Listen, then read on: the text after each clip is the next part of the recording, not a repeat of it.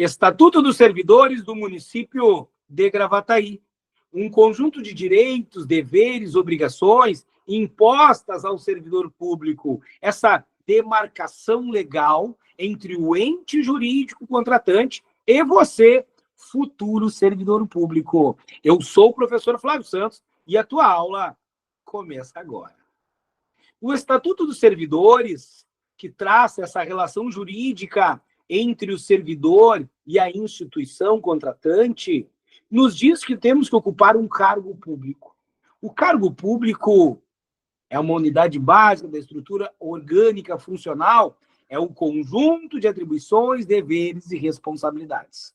Então, é um instituto marcante nas provas de concurso que nós solucionamos de forma rápida e fácil quando perguntou o conceito de cargo, que não há de ser confundido com posse, nomeação, lotação. Cargo é conjunto de atribuições, deveres e responsabilidades. O teu cargo de nutricionista, o teu cargo de fisioterapeuta, o teu cargo de professor, cargo é um conjunto de deveres e responsabilidades acometidas ao servidor mediante a paga, a retribuição em pecúnia pelo erário público. Então, uma parte introdutória no Estatuto dos Servidores, que culmina nessa parte introdutória, trazendo informações relevantes para nós, dizendo o seguinte: são requisitos essenciais para a investidura no cargo público. Então, a estrutura básica fala sobre a nossa aprovação prévia em concurso público, é claro, de provas ou de provas de títulos, a nacionalidade brasileira ou equiparada, direitos políticos, eleitorais em dia, a idade mínima de 18 anos e a máxima, olha lá, ó, de até 70 anos. Por quê, professor? Porque é a idade da aposentadoria compulsória do servidor. Então, o teu ingresso, né, será no máximo até 70 anos de idade. Tá tudo certo. O que mais eu quero trazer para você aqui já de início, que você vai prestar atenção? Dentre os requisitos obrigatórios para ocupar um cargo público a serem exigidos pelo candidato, né, nos certames do Poder Executivo, ele é muito claro quanto a isso, nós vamos exigir também, olha só que interessante, realização de avaliação psicotécnica voltado para o exercício da atividade para o qual você se candidatou, realização de teste toxicológico e avaliação de vida pregressa. É um condicionante adicionado em 2022 dessa lei, obrigatório para o ocupante de um cargo público do Poder Executivo Municipal. É legal de mostrar, porque é a atualização do Estatuto dos Servidores. Bom, depois nós temos o direito das pessoas com deficiência ocuparem cargo público e a reserva no seu percentual de 10%. Então, é legal o candidato do concurso separar uma folhinha, colocar ao lado e colocar assim, ó, Estatuto dos Servidores, prazos, datas e percentuais. E ali você vai acrescentando itens que nós vamos mostrando aqui e outros mais que tu vai fazer no teu estudo. Então, primeira coisa, reserva de vaga para pessoa com deficiência, igual a 10%. Tudo bem? Tranquilo? Vamos lá. Outra coisa que é importante que você perceba é que a investidura no cargo público, ela é cumpridas as cautelas legais, verificação, né, das condições para que tu possa tomar posse, investidura ocorre com a posse. Umas provas vão dizer que a investidura ocorre com a entrada em exercício, que a investidura ocorre com a tua nomeação. Olha as pegadinhas de concurso. A investidura, que é vestir-se do cargo, ocorre no momento da posse. E aproveitando que estamos tratando desse tema, né, nós vamos falar aqui das formas de provimento. Provimento por nomeação, que é a primeira, por isso é originário. Os demais são derivados da nomeação, de você ter se tornado um servidor público. Então, as formas de provimento do Estatuto dos Servidores são por nomeação, ascensão, transferência, readaptação, reversão, recondução, reintegração e aproveitamento. Bom, está claro aqui que nós podemos também trazer como mnemônico para a prova, né? Formas de provimento, nomeação, ascensão, transferência, readaptação, reversão, aproveitamento, reintegração e recondução. O que mais incomoda, às vezes, o candidato são os que a gente chama. Readaptação, reversão, reintegração e recondução. E eu vou te dar gatilhos mentais para não esquecer mais desses dispositivos aqui. Veja só, readaptação, 2 pontos, vai colocar do lado ali, readaptação, 2 pontos, em um cargo compatível com a limitação física ou mental. Nesse caso, o nosso servidor sofreu uma limitação na sua saúde, seja ela física ou mental. E ele não mais consegue exercer o seu cargo. Por isso, nós vamos readaptá-lo, colocá-lo em outro cargo compatível com as limitações físicas ou mentais. Já a reversão é o retorno do servidor aposentado por invalidez. Reversão, tem um V no meio. Professor, é o velho voltando? Pode ser, se te auxilia para decorar. Reversão é o velho que está voltando. Reversão é alguém que aposentou, claro, não necessariamente é velho, que aposentou por incapacidade e agora vai voltar. Por quê? Porque ele recuperou a sua saúde. Portanto, para nunca esquecer, gatilho mental, reversão, 2 pontos. Retorno do aposentado por invalidez, ponto final. Reintegração, o retorno do demitido, reintegração, é o retorno do servidor que foi demitido. Reintegração, quando invalidada a demissão do servidor, será ele reintegrado. A reversão é o retorno do servidor aposentado por invalidez. A reintegração é o retorno do demitido.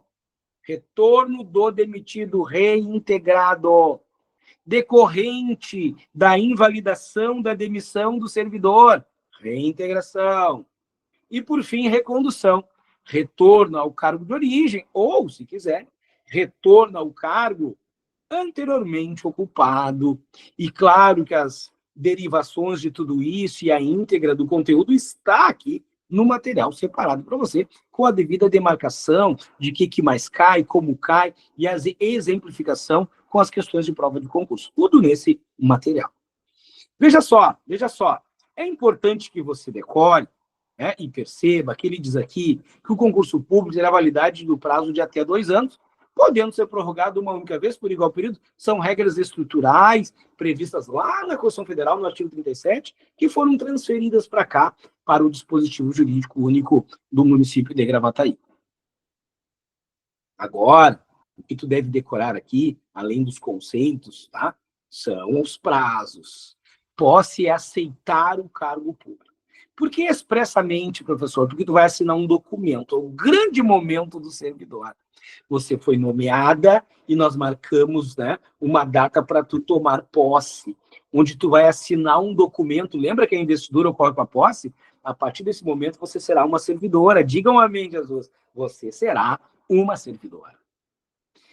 Posse é a aceitação expressa de atribuições, deveres e responsabilidades. Professor, qual é o prazo da posse? 15 dias. Decorre no prazo de 15 dias contados do ato de provimento, que é a tua nomeação. Professor, eu estou vendo aqui que a posse ela é obrigatoriamente pessoal. Sim, o município traz essa característica, né? Ou seja, o indivíduo tem que ir até lá tomar posse. Posse, 15 dias. No ato da posse, nós apresentamos a declaração de bens, é claro, né? Declaração que não exercemos outro cargo, e se exercemos, vamos verificar se está na forma da lei, porque você sabe, é proibido acumular cargo público. O que nós temos são exceções. 2 cargos de professor, 1 cargo de professor com outro técnico ou científico, ou 2 cargos privativos de profissionais da área da saúde devidamente regulamentados. E o exercício, professor? 5 dias. Presta atenção aqui. Poucos estatutos escrevem a possibilidade de prorrogação do exercício.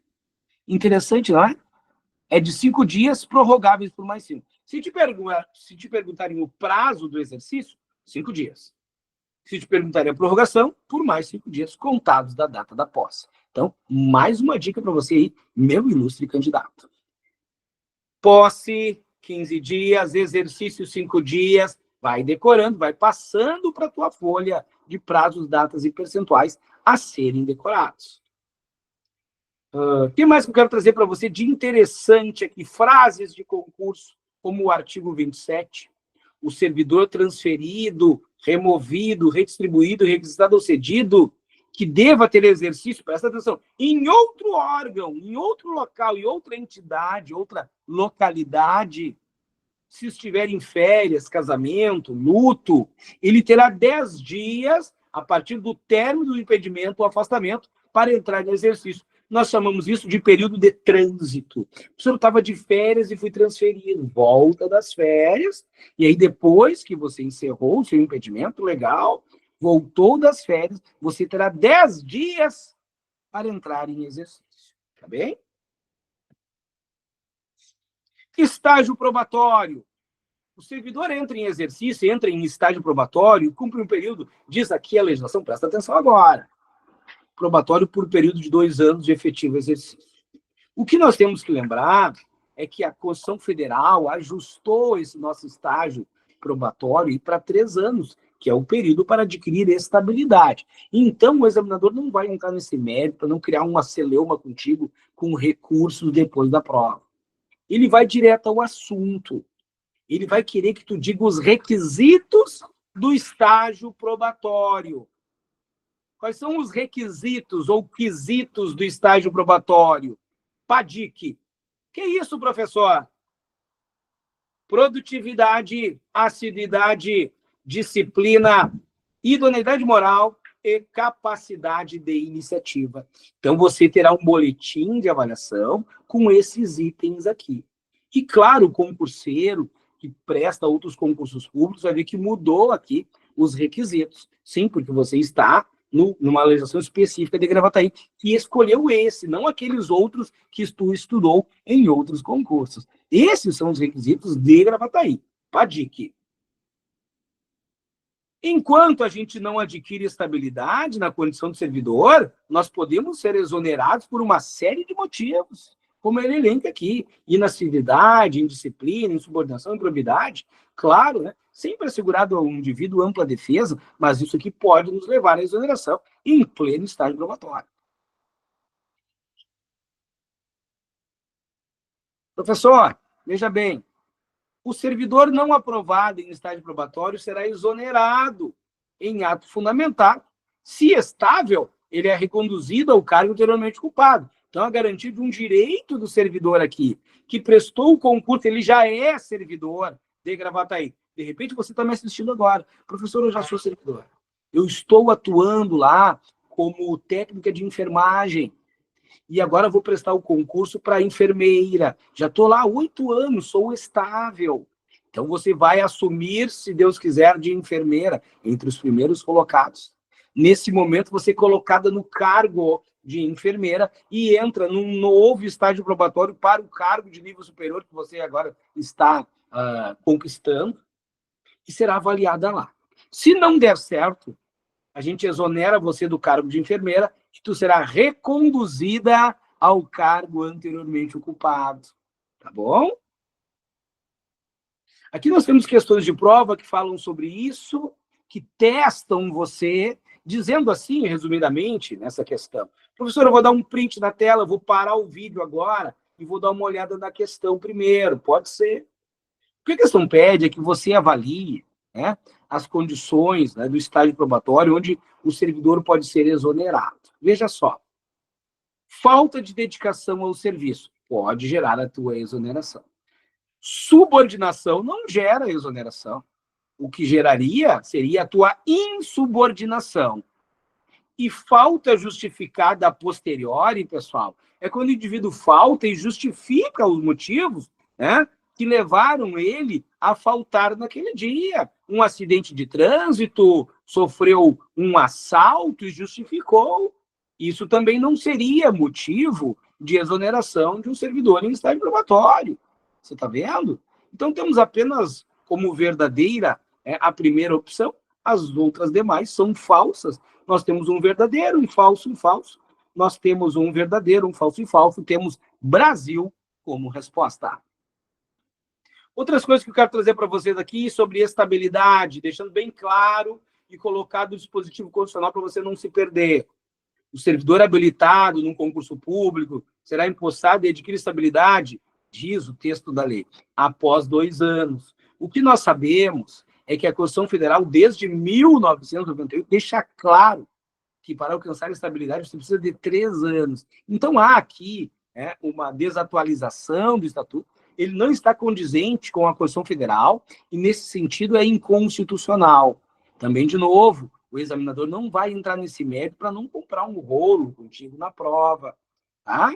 Então, ele vai buscar outras coisas, como, por exemplo, o artigo 32, afirmando que você adquire estabilidade e, depois de adquirir estabilidade, você só perderá o cargo em virtude de sentença judicial, com trânsito em julgado, ou num processo administrativo, disciplinar, em que lhe seja assegurada ampla defesa. Professor, eu já sabia disso, que bom, olha que interessante agora. E se eu trouxer para a tua prova esse dispositivo, essa afirmação, que pode ser em Romano 1, Romano 2, ou posso simplesmente fazer isso aqui, ó.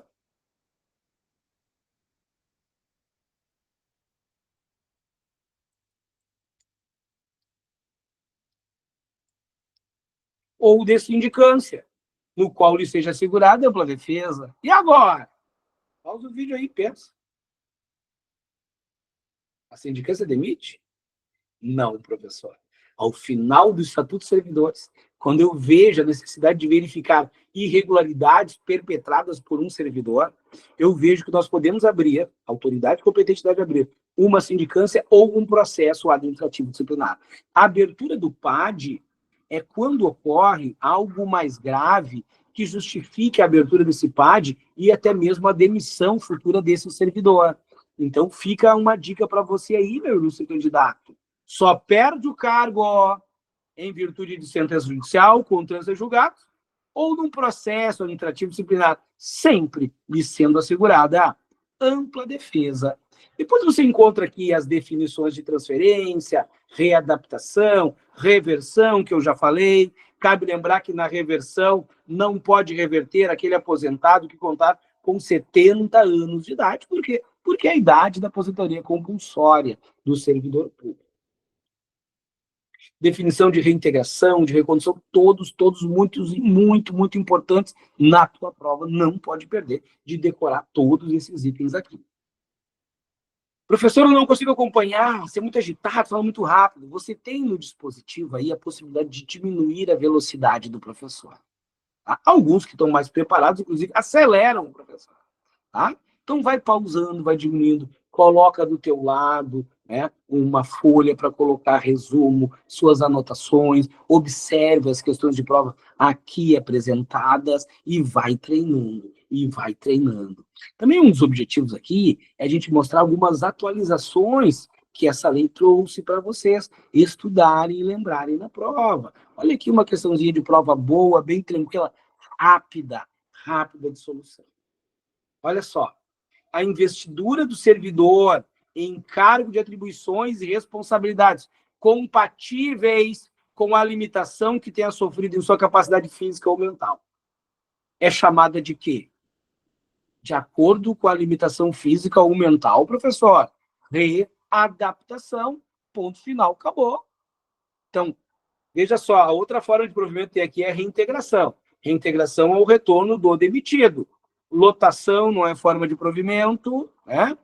Posse não é forma de provimento, nomeação é provimento originário, nomeamos o cargo efetivo ou em comissão. Então, a definição adequada aqui é de readaptação. Argentina é a resposta.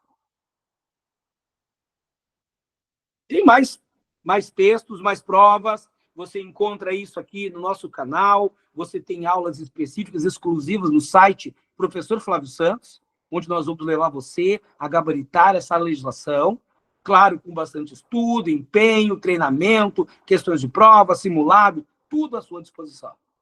Veja só, eu quero agora te mostrar alguns itens, como, por exemplo, o processo de vacância. Vacância é quando abre vaga. Abre vaga é quando alguém é exonerado, demitido, numa ascensão, numa transferência, na readaptação, na aposentadoria, na posse em outro cargo inacumulável, e no falecimento abre vaga. Isso é vacância, o período que permanece aberto um cargo público. Tá? Então, depois de todos esses dispositivos, e tem mais questões de provas, inúmeras, para se testar, para acompanhar, além de falar de forma de provimento, de vacância, tem todo o restante do dispositivo jurídico, jornada de trabalho, condições de hora extra, condições para adicional noturno, direitos e vantagens de ser um servidor. Então, tem inúmeras, né, possibilidades de prova nesse grande dispositivo que é o regime jurídico único, o Estatuto dos Servidores. Deixa eu te mostrar aqui, por exemplo, algumas dicas.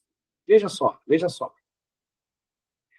Como indenizações, nós temos nas indenizações, veja só, indenizações, diária e transporte. A diária é pelo deslocamento transitório do servidor. O transporte é quando ele solicita mudança de sede, mudar-se para um outro município por um determinado tempo, né? E aí receber auxílio, e o transporte quando utiliza o veículo próprio como fim de locomoção. Então, você tem logo abaixo aqui as definições. A definição de diária, que fala que é determinada pela autoridade competente, de caráter eventual ou transitório, desloca-se do município. Tá? Logo abaixo, nós temos, né, outros dispositivos, como auxílios pecuniários, auxílio transporte, auxílio família, tudo muito bem descrito aqui. Esse auxílio transporte é pelas despesas de deslocamento da residência para o trabalho e vice-versa. O auxílio família para aquele que tem filhos menores de 14 anos ou inválidos. E uma série de adicionais. O que eu quero trazer para você aqui, para você poder observar o conteúdo, evidentemente, é perceber que está tudo separadinho, destacado para você aqui. Eu quero te mostrar nesse momento aqui, dentro de todos esses adicionais, por exemplo, um muito conhecido nas provas de concurso, vou deixar separado aqui para você, adicional noturno. Esse clássico de prova. E o servidor quer saber? O profissional da área da saúde, o profissional da área de segurança quer muito saber essas coisas. Adicional noturno, professor, das 22 horas de um dia às 6, eu falei, no dia seguinte. Eu sei que tu decorou outra coisa para um outro concurso num outro momento, eu sei. Veja só. Aqui, nesse município, adicional noturno será pago para você das 22 horas de um dia às 6 horas do dia seguinte, com um percentual de 20%. Anota isso aí. E digo mais ainda, a prova da Banca Fundatec perguntou há uns 4 anos assim, ó, trabalho noturno computa-se. E aí tinha uma lacuna para tu preencher isso. E aí tinha assim, ó, hora noturna computa-se 60 minutos, 54 e 30, 54, 52 e 30 ou 52. Uma hora noturna é equivalente a 52 minutos e 30 segundos. Essas coisas tem que decorar. Tá? E cuidado, você que decorou o adicional noturno de um outro município. Aqui é das 22 às 6 horas da manhã, no dia seguinte, eu estou insistindo contigo.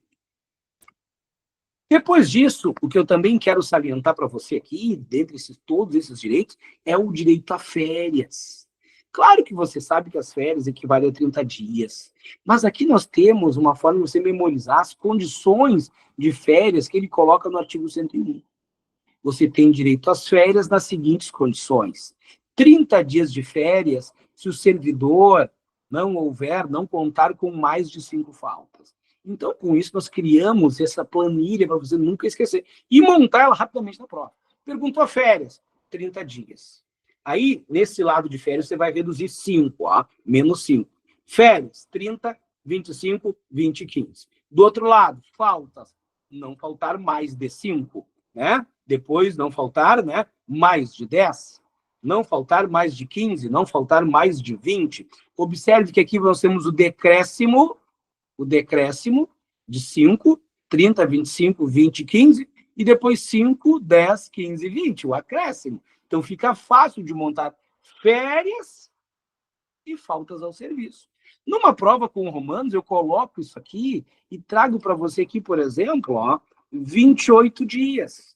E você já encontrou o erro. Trago para você 24 dias, você já encontrou o erro. Daí a importância da sua lembrança para fazer esta prova, a construção desta tabela de faltas e férias do servidor. E claro que não faz jus às férias, aquele que tem mais de 20 faltas, né? Sem justificativas, é claro. Tem mais coisas que eu quero trazer para você ainda. Veja só, desde que haja concordância do servidor, isso que tem que ir das provas agora, esse ano já de 2025. As férias poderão ser usufruídas em até três períodos consecutivos.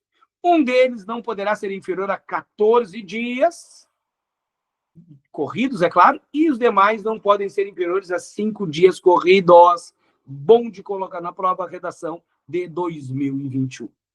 Bom, então, por falar em atualizações e redações novas, 2021, 2022, eu quero trazer para você o que nós temos de consequência de um período logo após a pandemia. Olha que interessante de inovação que esse discurso veio nos trazer. Veja só, artigo, se não me falha a memória aqui, é o artigo, cadê ele? 134, lisando o motivo pessoa da família, 135, 136. Vamos ver o que conta aqui, né, das concessões de afastamentos sem prejuízo, né, ao servidor. A gente pode se ausentar por até 8 dias consecutivos por motivo do casamento, né, a licença gala, e logo após, no falecimento do cônjuge, companheiro, ascendente, filhos, também até 8 dias consecutivos. Licença de falecimento é chamada de licença nojo, tá bem? Dentre esses direitos, e agora vem a grande questão, adicionado em 2024 agora, e por isso nós temos também que lembrar você da atualização desta lei, durante o período de situação de emergência, de calamidade pública declarada no município de Gravataí, leia-se aqui, no município ou por ali, onde você estiver assistindo, aquele que presta serviço em regime de teletrabalho ou compensação de carga horária poderá fazê-lo nessa condição, ficando a administração responsável por avaliar também as seguintes condições: a ocorrência de interdição de vias públicas, a suspensão parcial ou total dos serviços de transporte que dificultem o deslocamento do nosso servidor, né, dos territórios municipal e estadual, e entrega de comprovação emitida pelo órgão responsável pela defesa civil do município em que o servidor reside e que não é possível chegar até a prefeitura, até a sua instituição de atuação, seja qualquer órgão do município que for. Então, fica bem marcado para você na sua memória, durante a situação de emergência, de calamidade pública declarada no município de Gravataí, não havendo possibilidade de prestar o serviço, em regime de teletrabalho com prestação de carga horária, né, dispensada, né, fica a administração responsável por avaliar também as condições. Ora, não há como o servidor ir trabalhar, porque tem interdição das vias públicas, né, tem suspensão parcial ou total do transporte coletivo urbano, tá, e tem a comprovação, que pode ser entregue também, né, do órgão de defesa civil do município. Então, essa é a última das inovações trazidas para o Estatuto dos Servidores, marcando, claro, artigo 136, inciso 5º, para você lembrar na prova. É claro que essa lei não acaba por aqui. Nós temos ainda muitas coisas para falar. Essa lei ordinária que trouxe essa alteração também fala da possibilidade do pagamento da Bolsa Auxílio aos estagiários que não forem efetivos durante o período de calamidade pública declarada por meio do decreto estadual tal, de situação de emergência declarada por meio de um decreto municipal, devendo a administração, na ocorrência da interdição das vias, olha a garantia para o servidor estagiário aqui, que tem só aquela bolsa auxílio, né? Não é possível, né, ocorrer a suspensão parcial ou total do serviço público de transporte que dificulta o deslocamento do estagiário no município. Entrega de comprovação emitida de novo pela Defesa Civil, que não é possível. Então, eles estão garantindo o pagamento do servidor estagiário na situação da calamidade pública. Ótimo! Cabe ressaltar que esse é dispositivo de 2024 e você não encontraria, evidentemente, né, numa aula gravada um pouco antes disso, Por isso, nós deixamos esse dispositivo à disposição do nosso candidato na prova do concurso, ao nosso aluno da plataforma, fica essa atualização marcada para ele. Claro que, como eu disse aqui, tem muitas coisas mais para falar, que nós vamos precisar de um outro espaço para falar de direitos, deveres, falarmos de responsabilidades impostas ao servidor. E eu termino aqui com uma frase clássica do mundo dos concursos, que eu gostaria que você levasse em consideração.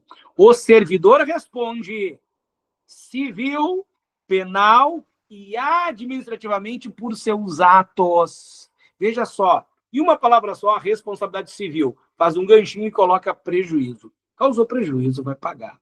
Responsabilidade penal, crimes e contravenções praticados pelo servidor. E a administrativa é o exercício regular das suas atribuições. Não cumpriu deveres, incorreu em proibições, terá aí a responsabilização administrativa também. Então, esse debate e outros debates que vão levar a gente a enxergar os motivos da aplicação de penalidades e quais são as penalidades que a instituição pode nos aplicar. Por isso, são responsabilidades disciplinares, penas disciplinares, advertência, suspensão, demissão, exoneração, cassação de disponibilidade ou de aposentadoria e destituição do cargo em comissão.